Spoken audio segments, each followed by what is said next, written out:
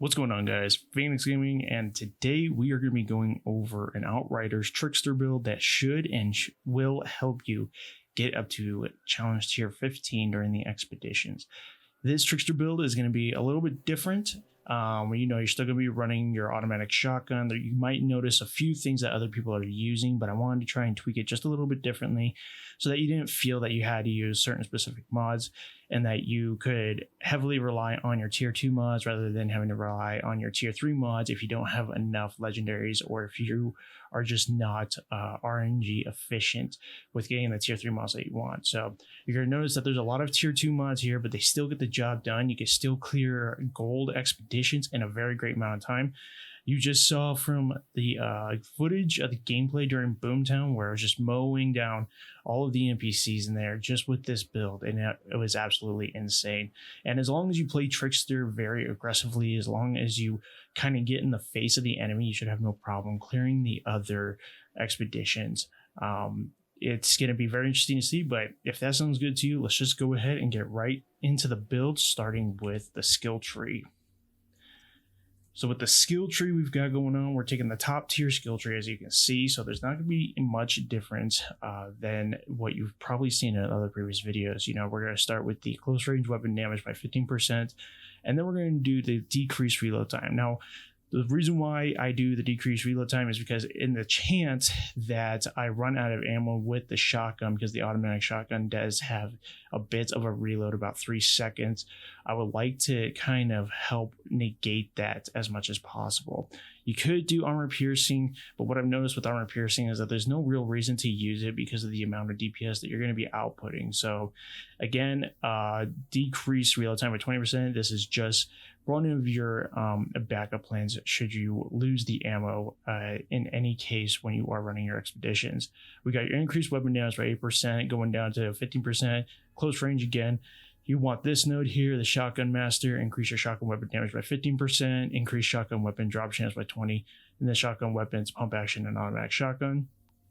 Keep going with Deadly Shadow to increase critical damage by 20, increase close range weapon damage by 15 with Arms Trick. Drop down to this node, Outrider Executioner, weapon damage by 35% for 8 seconds with movement skills activated. Activation of Deception, 35% weapon damage for 8. Singularity, decrease the cooldown of your deception skills by 15%. Unforeseen End, when attacking enemies from behind, all your weapon damage is increased by 20%. And then the Scion of Power, weapon damage at skill ends, weapon damage by 35% for 8 seconds. And then you're gonna have your weapon damage by 8, close range by 15, increase your weapon damage by 8 again for death probability. Unforeseen End, when attacking enemies from behind, all your weapon damage is decreased by 20%. Increase weapon damage against elites by 15. Your increase in mag size by 50. Increase shotgun weapon damage, and then you can have the final node here if you really wanted to. For each enemy in close range, weapon damage is increased by 8%. You could do this if you really wanted to. It is good to have if you are especially playing up close and big groups of mobs. It will come in handy. If you really don't, definitely want to spec into one of the decreased cooldown or movement skills. But this skill tree right here should help you get all that DPS that you want. Now for the skills, we're going to be running Twisted Rounds with a 20-second cooldown, Hunt the Prey with an 8-second cooldown, and then the Veterinator's Knife with a 6-second cooldown. The Veterinator's Knife is going to be your best friend. It is going to be, pretty powerful. It does mark the enemies with slow for 10 seconds. In the first 10 seconds, dealt by it will be doubled. Hunt the Prey, you get a shield bonus when you hit behind them. And then your Twisted Rounds, of course, increase the firepower by 15,499.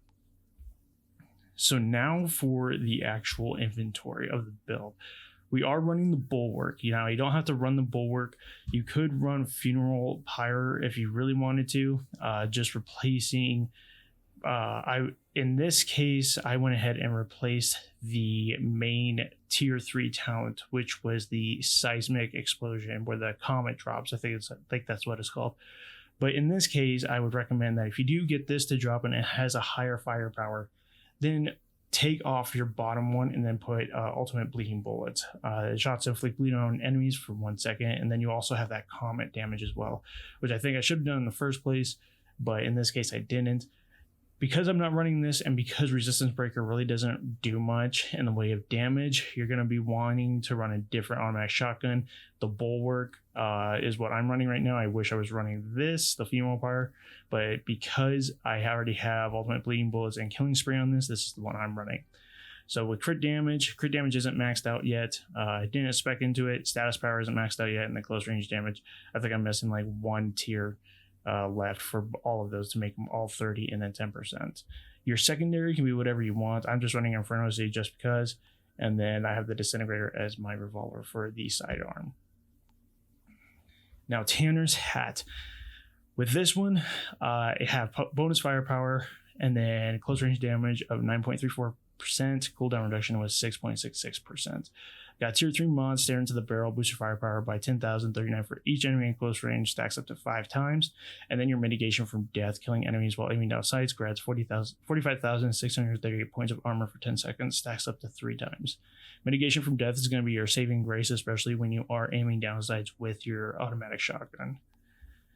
Containment's Overseas Mantle, bonus firepower, close range damage, and the cooldown reduction. Again, those are the top 3 you're going to want to have on all of your armor pieces. Is bonus firepower, close range damage, and then cooldown reduction.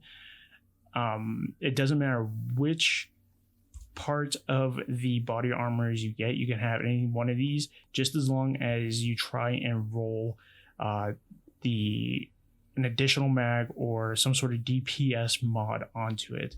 You might have to do this several times, but it really doesn't matter which armor piece you do use, and also trying to get as much armor as possible up to 11k. So again, with this, we have additional mag. The skill is effective for 2 magazines before triggering the cooldown. Bloodlust, killing shots increase firepower by 17,505 stacks up to 3 times and deteriorates every 10 seconds.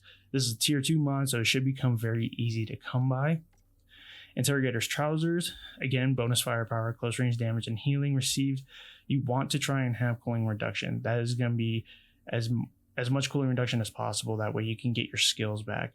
With this, we have Sharp Eye, killing enemies while aiming down sights, grants you 16,089 firepower for 20 seconds, stacks up to 3 times. And then Buckshot Shells, shotgun weapon damage is increased by 10%. Next, we've got Interrogator's Gloves, status firepower, close range damage, and then status power. Twisted Fate, twisted rounds receive 30% critical damage bonus while skill is active, and then your Vampiric Mag, killing shots on enemies afflicted with bleed, replenish 50% of ammo in your magazine. And then lastly for this, we've got Boots of the First Altered, bonus firepower, cooldown reduction, close range damage, Thirst for Blood, killing enemies with a weapon while they're afflicted with bleed, increases your weapon leash by 40% for 10 seconds, and then Personal Space grants you a 15% bonus to close range weapon damage. Thirst for Blood, mitigation from death, and then your bleeding bullets, and also with your Vampiric Mag, are going to be your top priorities when running this build, because you want as much survivability because you are playing up close, and because of the animations within the game, you can run into glitches to where like you can automatically die for no reason at all, or the enemies are just faster at completing their animations than you are. But with this should help you get through all of your challenge tiers. Again, you don't need to have the exact same layout with the armors. What you just need to have is make sure you have bonus firepower, close range damage, and cooldown reduction as much as possible. That way you can get your skills back. So with Twisted Rounds, because it's at 20 seconds and I only have a few pieces that do not have cooldown reduction, I can get it actually probably down to maybe just above 16 seconds, kind of where it was before the nerf happened. But even with the nerf, it really didn't make much of a difference. You just don't get it back maybe a second sooner. But I mean, other than that, guys, that is the build. That's the build in a nutshell. Really hope you enjoyed it, and I really hope that this helps in your goals for achieving challenge tier 15. I know that there's a lot of other builds out there for Trickster that a lot of people have been playing with. I know a lot of people are manning the Technomancer and trying to get to the Pyromancer as well. Trickster is still a beast of its own, especially if you're playing solo. It was definitely made for a solo player, but it's also a very high risk, high reward type class to use because you have to be up close and personal to the NPC. So it's definitely a risk, but overall, like in the end, it helps tremendously, and you'll just be doing tons of DPS damage. But if you enjoyed this build, definitely hang out and watch the full Boomtown run, getting it under the 6 minute and 50 mark. You'll see just the path that I take. You'll see just how fast I mow down everyone with this build. It's absolutely insane. So I definitely want you to give it a try. Just see how it works for you, and if it works, let me know in the comment section below what you did or what type of mods you changed out to make it benefit your playstyle. But other than that, guys, that is it. If you found this video helpful and informative, please go ahead, like, share, and even dislike the video if you care to. Definitely leave your comments down in the comment section below. And then other than that, guys, likes appreciated, subs respected, and I will catch you around next time. Take care.